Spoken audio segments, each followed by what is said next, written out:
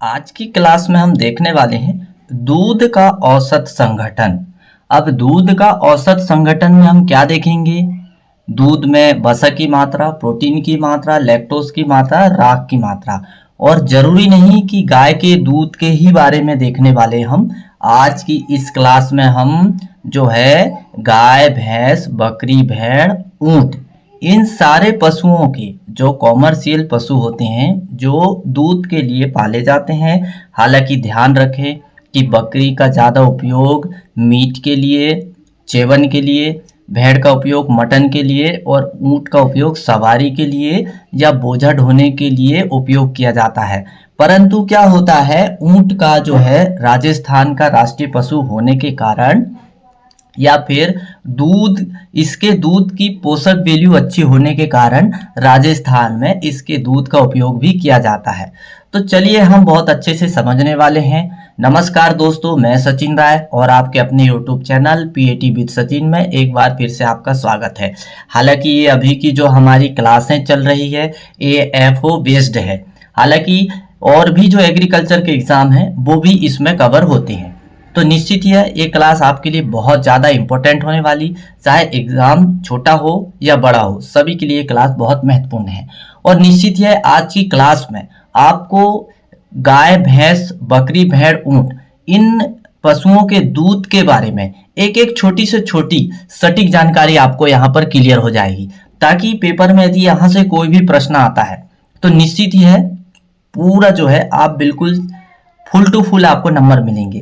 क्योंकि मैंने देखा हूँ एएफओ का एग्जाम में जो है लगभग जो है 60, यदि 60 क्वेश्चन आते तो 60 में से 8 क्वेश्चन जो है number of 8 question animal husbandry से आते हैं। तो एनिमल हस्बेंड्री को हम बहुत अच्छे से कवर कर रहे हैं। हालांकि और भी विषय सभी से क्वेश्चन आते हैं, लेकिन एग्रोनॉमी में मैंने देखा मात्र 4 क्वेश्चन आए थे 2025 में।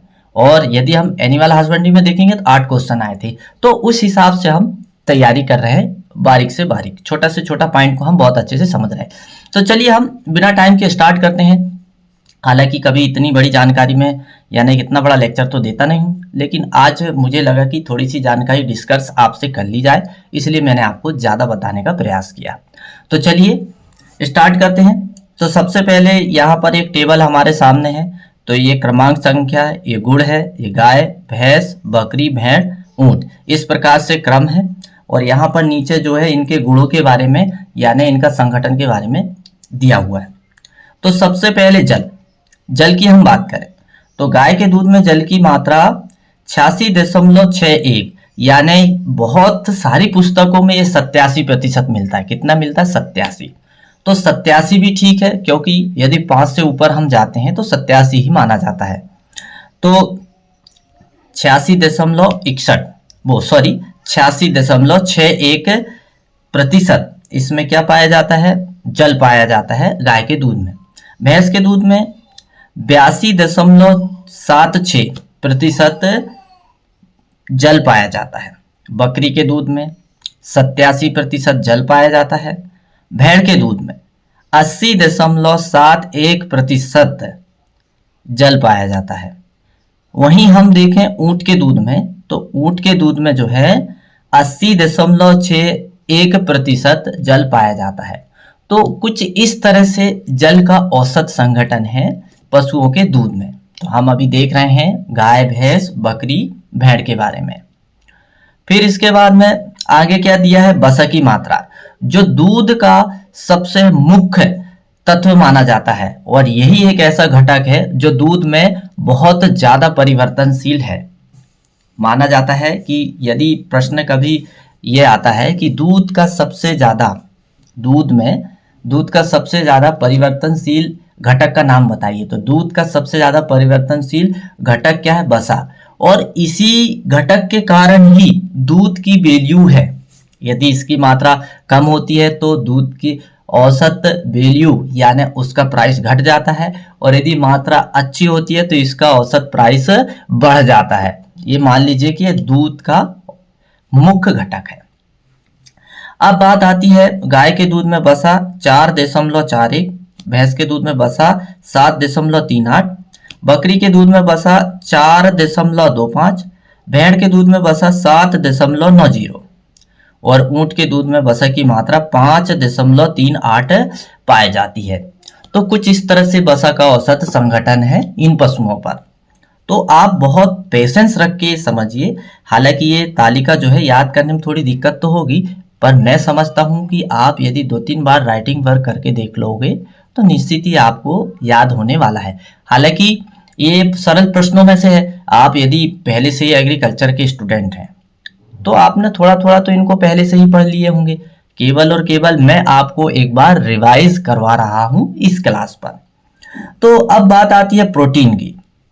तो प्रोटीन, गाय के दूध में प्रोटीन 3.58 कितना होता है, 3.58%। भैंस में 3.60%। बकरी में 3.52%। भेड़ में 5.23% और ऊंट में 2.98%। यदि हम इन पशुओं में तुलना यदि करें तो सबसे कम प्रोटीन ऊंट के दूध में पाई जाती है। किस में पाई जाती है? सबसे कम प्रोटीन ऊंट के दूध में पाई जाती है। हालांकि ऊंट जो है राजस्थान का या रेगिस्तान का जहाज कहलाता है। अब आती है वसा की बात। तो वसा हमने देख लिए, सॉरी, अब हम देखेंगे एसएनएफ यानी वसा रहित ठोस पदार्थ की बात करेंगे। तो वसा रहित ठोस पदार्थ को सोल्ट नॉट फैट कहा जाता है, एसएनएफ। तो इसकी मात्रा देखते हैं। गाय के दूध में 9.25 होती है। कितनी होती है? 9.25। लेकिन कभी कभार पेपर में सीधा 9 आता है। मैंने पीएटी का पेपर देखा था 2015 में।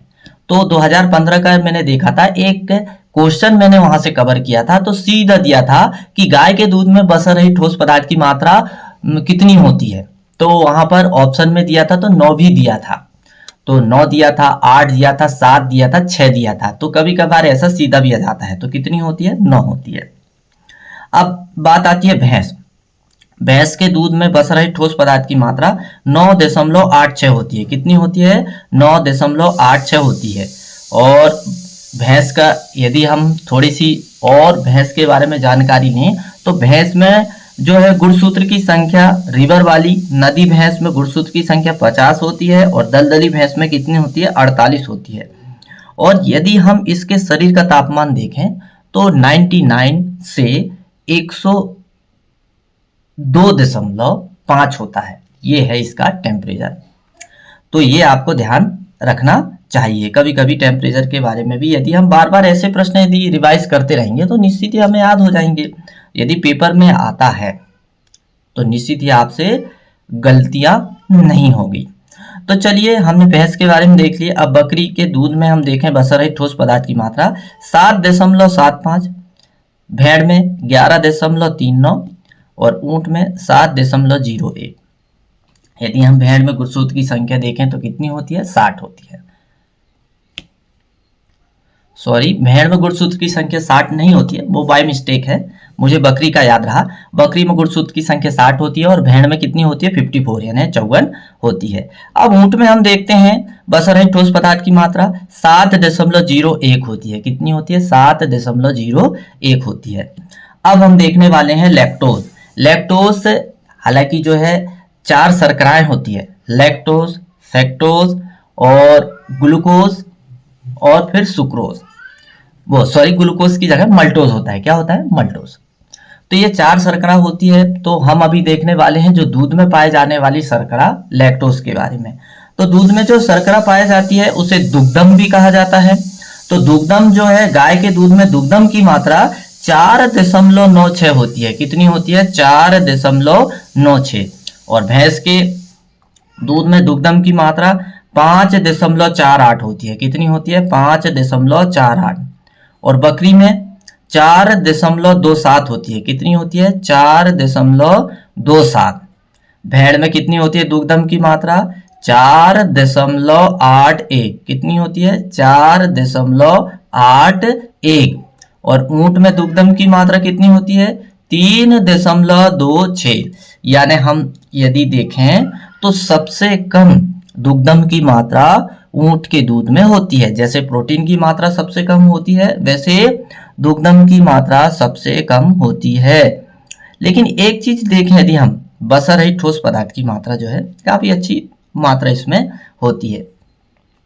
अब बात आती है राख की मात्रा, यानी ये सारे पोषक तत्व देखने के बाद राख भी बचती है।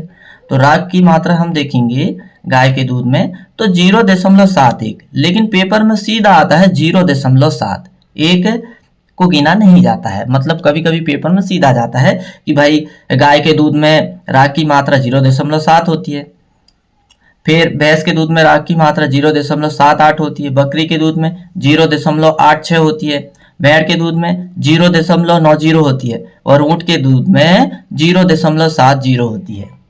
तो बस आज की क्लास में हम इतना ही देखेंगे, बाकी की जानकारी हम अगली क्लास में देखेंगे। तो आज की क्लास जो दूध का औसत संगठन वाली थी, तो आप मुझे कमेंट्स में जरूर बताइएगा कि ये क्लास से आपको कितना समझ में आया।